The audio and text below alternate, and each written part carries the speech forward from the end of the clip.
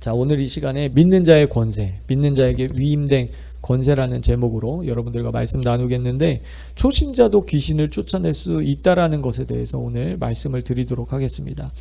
요한복음 14장 13절에서 14절 다 같이 선포하겠습니다. 너희가 내 이름으로 무엇을 구하든지 내가 행하리니 이는 아버지께로 하여금 아들로 말미암아 영광을 받게 하려 함이라. 내 이름으로 무엇이든지 내게 구하면 내가 행하리라. 아멘. 이것은 하나님의 말씀입니다. 하나님의 약속의 말씀입니다. 하나님께서는 예수님에게 모든 이름 위에 뛰어난 이름을 주셨습니다. 구약 성경은 히브리어로, 그리고 신약 성경은 헬라어로 주로 쓰여졌다는 거 여러분 잘 아시죠? 그래서 히브리어로 예슈아라고 하는데요, 야훼는 구원해 주신다 이런 뜻을 가지고 있어요. 헬라어로 이에수스, 주는 구원하시다라는 뜻을 가지고 있습니다. 그러니까 예수라는, 예수님이라는 성호에는 구원이라는 뜻이 담겨져 있습니다. 우리가 구원하면 영의 구원을 보통 생각을 하기 쉬운데, 성경은 전인적 구원에 대해서 말씀하고 있어요. 우리 금요일날 계속해서 영, 혼, 몸에 대해서 배우고 있듯이 헬라어 소조, 구원하다, 온전케 하다, 치유하다라는 뜻이 있어요. 단순히 영혼만 치유하는 것이 아니라 우리의 육신의 질병과 가난과 전 인격을 전인적으로 치유하시는 것, 구원, 헬라어로 소조입니다. 그래서 성경은 영, 혼, 몸의 구원을 말씀하고 있습니다. 예수님이 천국이 가까이 왔다 그렇게 말씀하셨어요. 죽어서 가는 천국만을 말씀하신 게 아니에요. 들어오시는 천국, 임재하시는 천국, 내주하시는 천국, 소조, 우리를 영으로 치유하고 혼으로 치유하고 몸으로 치유하는, 구원하는, 그것이 바로 구원입니다. 그래서 예수와의 이름 안에 그 소조, 구원의 역사가 있다는 거예요. 바울은 이렇게 선포했습니다. 이러므로 하나님이 그를 지극히 높여 모든 이름 위에 뛰어난 이름을 주사 하늘에 있는 자들과 땅에 있는 자들과 땅 아래, 지옥이죠, 땅 아래 있는 자들로 모든 무릎을 예수의 이름에 꿇게 하시고 모든 입으로 예수 그리스도를 주라 시인하여 하나님 아버지께 영광을 돌리게 하셨느니라. 아멘. 평생 예수의 이름의 권세를 연구하신 E.W. 캐년이라는 목사님이 계세요. 발음 잘해야 돼요. 잘못하면 욕이 되면 캐년. 자, 이 캐년 목사님이 이 구절에 대해서 이렇게 말씀하고 있습니다. 추론하건대 다른 곳에서는 알려지지 않고 하늘에서 알려진 이름이 하나 있었는데 이 이름은 그것을 받을 만한 사람에게 주시려고 간직되어 있었다. 멋있는 표현이죠. 아버지의 품속에서 알려지기로는 영원한 아들이시고 우리가 알기로는 예수님이 이 이름을 받으셨는데 이 이름 앞에 3세계, 즉 하늘과 땅과 땅 아래인 지옥에서 모든 무릎이 꿇어야 하고 모든 혀는 그가 3세계에 주시라고 고백하여 하나님 아버지께 영광을 돌리게 될 것입니다. 아멘. 할렐루야. 네. 히브리서 저자는 이렇게 말씀하고 있습니다. 자, 다 같이요. 시작.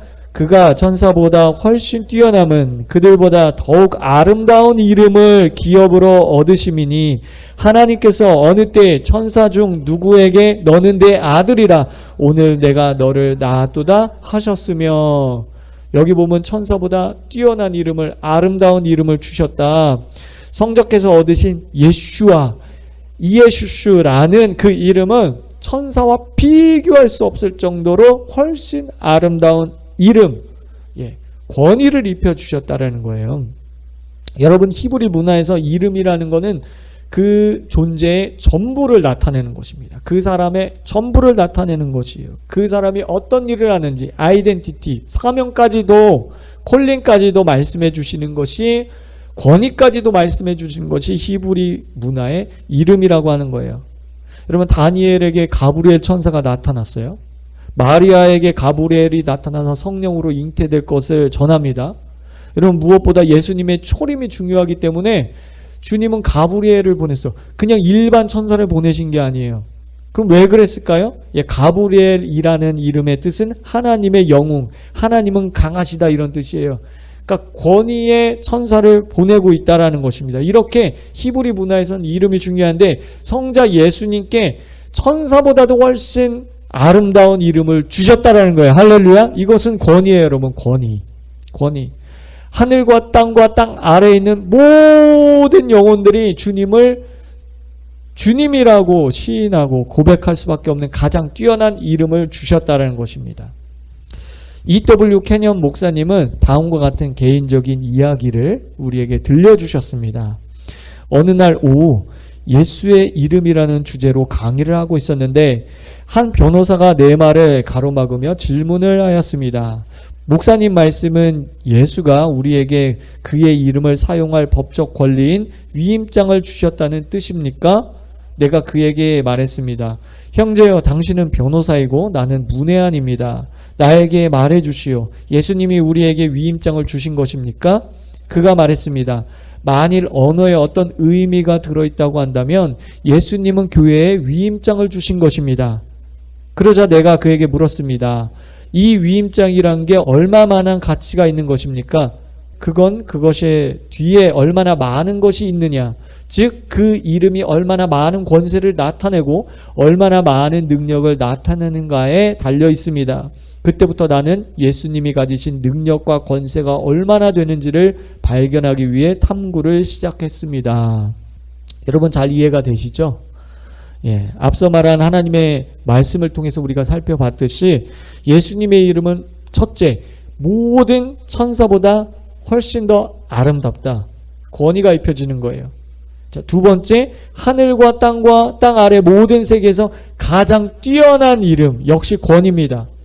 그 이름을 우리에게 주셨다라는 것입니다. 자, 그러면 그 이름을 믿는 자들에게 주셨을까요? 예, 법적 위임장을 우리에게 주셨을까요? 예, 교회에게 주셨을까요? 예, 그것을 우리가 확인하면 됩니다. 그러니까 예수님의 이름이 가장 아름답고 가장 뛰어난 이름이라는 것을 우리가 깨달았어요. 그럼 두 번째 질문, 그 이름을, 그 법적 위임장을 우리에게 주셨는지 그것을 살펴보면 되는 거예요. 자, 이 점에 대해서 케네스 에겐 목사님의 간증을 여러분들께 소개해 드리기로 원하는데, 케네스 에겐 목사님에게 예수님이 나타나셨어요. 그리고 신약 시대에 믿는 자들의 권세에 대해서 아주 강력한 말씀을 주님께서 하셨습니다. 여러분, 예수님이 어떤 사람들에게는 방문하시죠. 직접적으로 방문하세요. 그럼 왜 어떤 사람들에게는 직접적으로 방문하실까요? 왜 그럴까요? 예, 왜 그러냐면 오늘날 교회가 어떤 진리에 대해서 아직 밝히 깨닫고 있지 못하고 있기 때문에, 어떤 부분에 대해서. 그래서 교회가 놓치고 있거나 아니면 중요하게 생각하지 않고 있어서 그 진리에 대해서 완전히 밝히 깨닫지 못하고 있기 때문에, 그래서 기름 부음을 받은 교사들에게 예수님께서 나타나셔서 그 성경 말씀을 티칭해 주시는 거예요. 그래서 교회가 진리에 바로 설 수 있도록, 그래서 우리가 승리하는 신앙생활이 될 수 있도록 주님께서 그렇게 하신다고 저는 믿습니다. 자, 예수님이 이렇게 말씀하셨습니다. 아들아, 성경에는 아직 내가 모르는 것이 많이 있다. 신약 성경에는 교회가 하나님 아버지나 나에게 마귀를 대적하여 무엇인가 해달라고 구하는 말이 한 번도 언급된 적이 없다. 사실 이런 기도는 시간 낭비일 뿐이다. 신약 성경에는 믿는 자가 마귀에 대하여 무엇인가를 행하라고 말하고 있다. 그 이유는 너희가 그렇게 할 권세를 가지고 있기 때문이다. 교회는 마귀에 대하여 하나님 아버지께 기도하게 되어 있는 것이 아니라 자기에게 속한 권세를 행사하게 되어 있다. 신약 성경은 믿는 자들 스스로가 마귀에 대하여 무엇인가를 행하라고 말하고 있다. 그리스도의 몸의 가장 작은 지체도 다른 누구와 마찬가지로 마귀에 대한 권능을 가지고 있다. 우리가 다 아는 것 같아도 실제적으로 실천하지 못하고 있는 부분이죠. 우리는 기도합니다. 하나님, 이 문제를 없애주세요. 이 질병을 없애주세요. 그러나 예수님은 케네스 에겐 목사님께 방문해서 말씀해 주시고 가르쳐 주신 예수님은 그 권세가 너희에게 있기 때문에 너희가 명령하라라고 말씀하고 있어요. 사람들이 잘 오해하는 것이 있어요. 믿음이 적은 성도나 주일학교 다니는 어린 아이들은 마귀를 내쫓을 수 없다라고 그렇게 생각하는 경향이 있습니다. 여러분, 이것은 잘못된 거예요. 그러나 오늘 예수님을 영접한 사람, 5분 전에 예수님을 영접한 사람도 마귀를 물리칠 수 있는 권세가 있습니다. 아멘. 아멘이에요, 여러분. 여러분들에게 있어요. 여러분들에게 있어요. 교회에게 있어요. 그렇기 때문에 예수님의 이름의 권세를 사용하시기 바랍니다. 법적 위임장이 여러분들에게 있어요. 시편 8편 2절에 보면 주의 대적으로 말미암아 어린 아이들과 젖먹이들의 입으로 권능을 세우시며 이는 원수들과 보복자들을 잠잠하게 하려 하심이니이다. 할렐루야. 여러분, 여러분들이 작은 자라고 느껴지시는 분이 있나요? 아, 저는 믿음이 적은데요. 저 신앙생활 별로 그렇게 길게 하지 못했는데요. 아닙니다. 여러분, 여기 보면 어린 아이들과 젖먹이들의 입으로 원수들과 보복자들을 물리칠 수 있도록 하신다는 거예요. 그렇기 때문에 초신자라 할지라도 유치부 어린아이라 할지라도 그가 예수님을 영접했으면 그에게는 어떤 권세가 있습니까? 예, 법적 위임장이 있어요. 어떤 법적 위임장? 예수님의 이름을 사용할 수 있는 법적 위임장을 갖고 있습니다. 아멘. 자, 이어서 보겠습니다. 믿는 자가 마귀에 대하여 무엇인가 행하지 않고는 많은 분야에 있어서 아무것도 이루어지지 않을 것이다. 굉장히 충격적이죠. 우리는 예수님이 다 하실 줄 알아요. 우리가 기도하면 이 세상의 모든 일을 예수님이 다 이끌어 가신다고 생각해요. 그러나 예수님은 그렇게 말씀하시지 않았어요. 아무것도 이루어지지 않을 것이다. 다른 천사가 하늘로부터 내려와서 사슬을 가지고 그를 결박한 후 무저갱에 던져 넣을 때까지 원수 마귀에 대하여 내가 할 일은 다 했다. 또 충격적이에요. 예수님이 하실 일을 다 했어요. 그것이 내가 십자가 위에서 다 이루었다고 말한 이유 중에 하나이다. 나는 내가 십자가 위에서 다 이루었다고 말했다.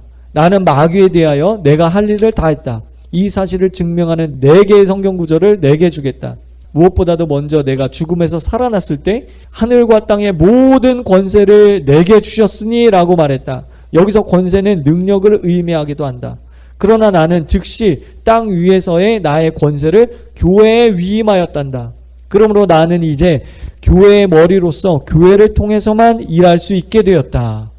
사랑하는 여러분, 제 말을 잘 들어보세요.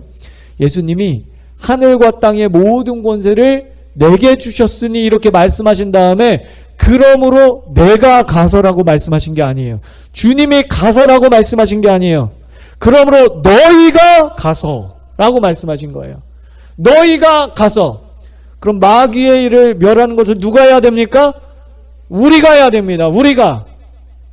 예수 그리스도의 이름의 권세를 가지고 있는 저와 여러분들이 그 일을 해야 돼요. 너희가 가서. 너희라고 말씀하시는 거예요.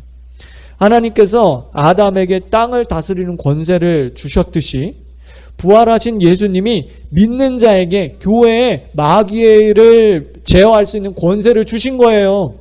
주신 거예요. 이것은 법적 위임장입니다. 이것이 저와 여러분들의 위치예요. 우리의 위치를 스스로 낮추지 맙시다. 가난의 사고방식이에요.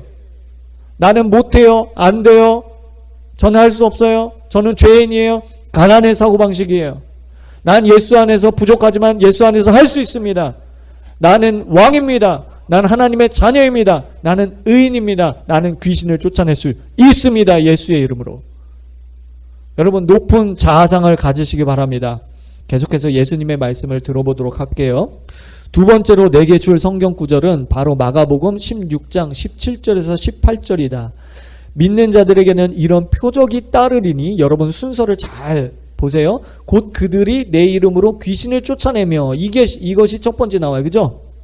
자, 여러 가지가 있는데, 곧 그들이 내 이름으로 귀신을 쫓아내며 새 방언을 말하며 뱀을 집어올리며 무슨 독을 마실지라도 해를 받지 아니하며 병든 사람에게 손을 얹은즉 나으리라 하시더라. 어떤 믿는 자든지 첫째로 믿는 자에게 언급된 표적은 그들이 귀신을 쫓아낸다는 것이다. 즉 그들은 내 이름으로 마귀에게 권세를 행사하게 된다는 뜻이다.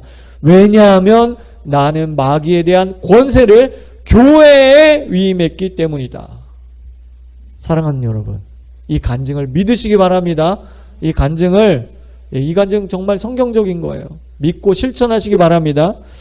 어떤 분들은 그렇게 말할 수 있어요. 아, 목사님, 나는 그런 걸 한 번도 해본 적이 없습니다. 그런 기도를 한 번도 해본 적이 없습니다. 여러분, 자기 아버지가 억만장자야. 근데 딸이 은행에서 돈을 뺄 줄을 몰라. 계좌이체를 하는 법을 몰라. 그래갖고 맨날 김밥이랑 라면만 먹고 살아. 여러분, 이거랑 똑같은 거예요. 이거랑 똑같은 거예요. 김밥과 라면만 먹고 사는 자녀들에게 주님이 이렇게 말씀하시는 거예요. 지금까지 너희가 내 이름으로 아무것도 구하지 아니하였으나 구하라. 그리하면 받으리니 너희 기쁨이 충만하리라. 여러분, 라면하고 김밥만 먹고 살면 너희 기쁨이 충만해요? 아니에요. 주님이 그냥 밥상을 차려주시는 거예요. 시편 23편 말씀처럼. 내 잔을 넘치게 하는 거예요. 내 머리에 기름을 붓는 거예요. 그래야 너희 기쁨이 충만하지. 맨날 라면 먹고 어떻게 기쁨이 충만해.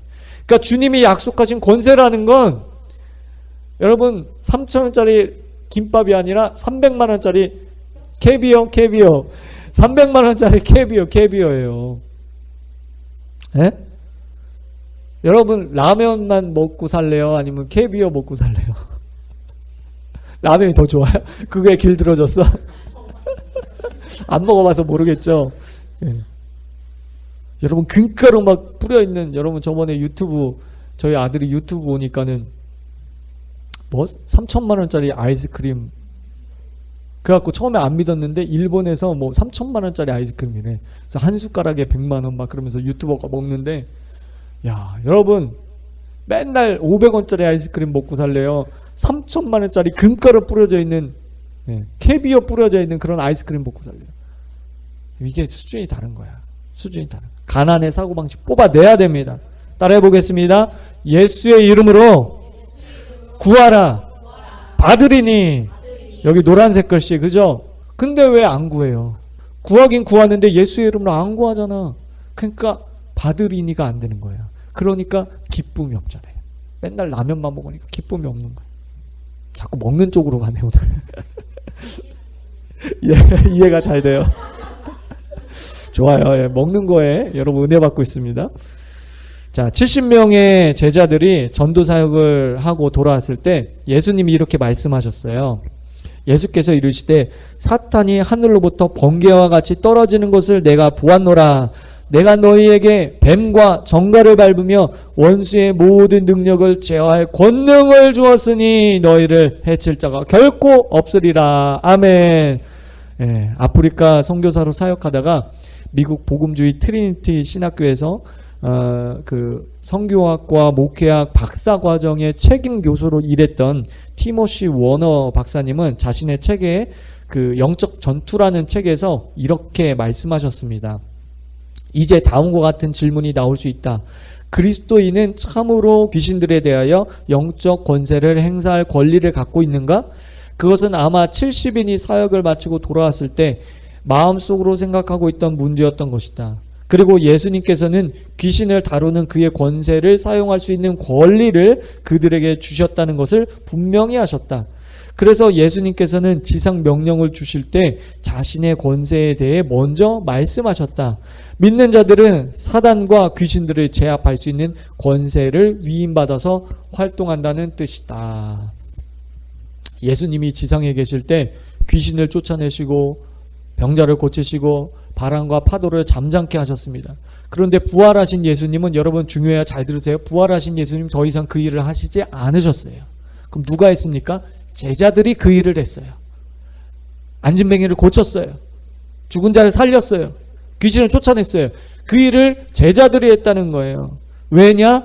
예수님, 부활하신 예수님이 그 위임장을 제자들에게 줬습니다. 교회에게 줬습니다. 저와 여러분들에게 주셨기 때문에 그래요. 그래서 우리는 한두 번 기도해보고 안 된다고 포기하면 안 됩니다. 왜냐하면 그 법적인 위임장을 저와 여러분들이 갖고서 그 이름의 권세를 마귀를 향해서 사용해야 돼요. 왜 그러냐? 여러분, 교회는요 단지 성경 공부하고 끝나는 게 교회가 아니에요.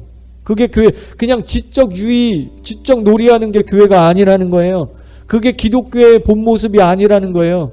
그것들도 필요하지만, 그것들이 반드시 필요하지만 우리는 그것을 위해서 위임장을 받지 않았다는 거예요. 길, 진리, 생명이신 예수님이 하신 일을 교회가 하도록 사명을 받았다는 거예요. 길 뭡니까? 구원의 사역이에요. 길 대신 예수님. 진리, 하나님의 말씀을 배우는 거예요. 생명은 뭐예요? 생명을 줘야 되는 거예요. 단순히 지식만 주는 게 아니에요. 지적 유의가 아니에요. 생명을 전달해야 되는 것입니다. 그래서 신앙생활은 문화생활이 아니에요. 신앙생활은 전투입니다. 따라해 보겠습니다. 전투예요. 해도 되고 하지 않아도 되고 이게 아니에요. 여러분들이 원수를 멸하지 않으면 원수가 여러분들을 멸하는 거예요. 전투라니까, 전투.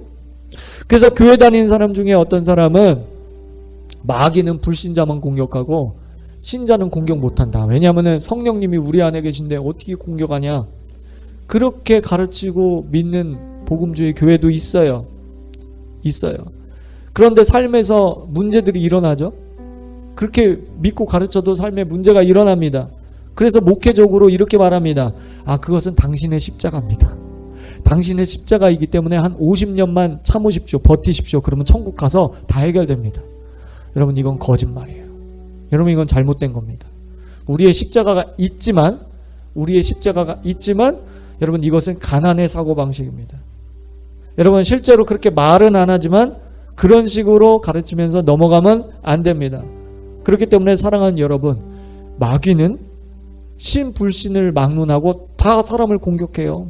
왜냐하면 마귀는 도둑놈이기 때문에.